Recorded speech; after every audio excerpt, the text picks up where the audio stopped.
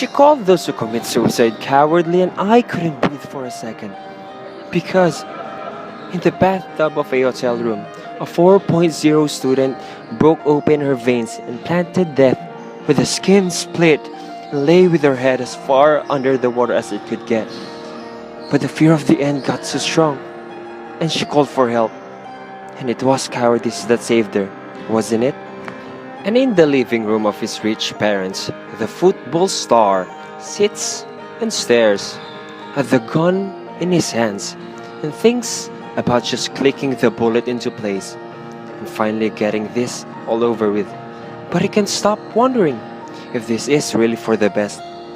He can't stop the panic that rises when he thinks about that blackness. He can't stop the thought of making his girlfriend cry until she collapses. So he puts the gun down and leaves it.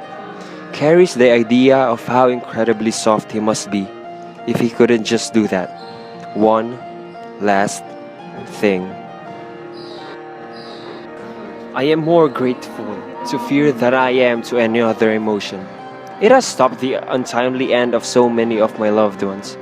It has been the only wall between them and a headstone. It has been proof they are unfinished. It is their body rejecting the idea that they are unworthy. Because that fear is not failure. That fear is your heart, still beating. That fear is your lungs, still breathing. That fear is your bones, still ready to pick you up from the bottom and carry you to safety. That fear is your entire system, rejecting the idea that you are unable to survive any longer. That fear is your primal part of your brain, echoing through your nervous system. Just one whisper of desperation. Stay, stay, stay. You are still capable of so much and so many good things.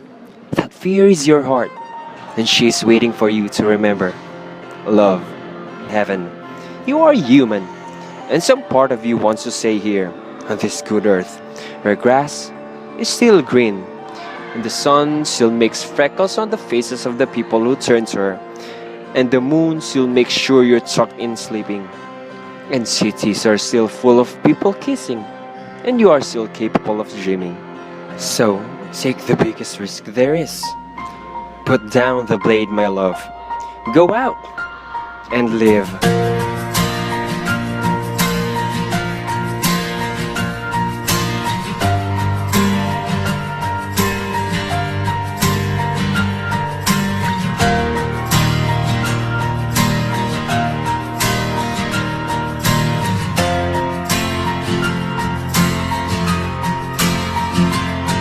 Tell me what's wrong with society, when everywhere I look I see the young girls dying to be on TV. It won't stop till they've reached their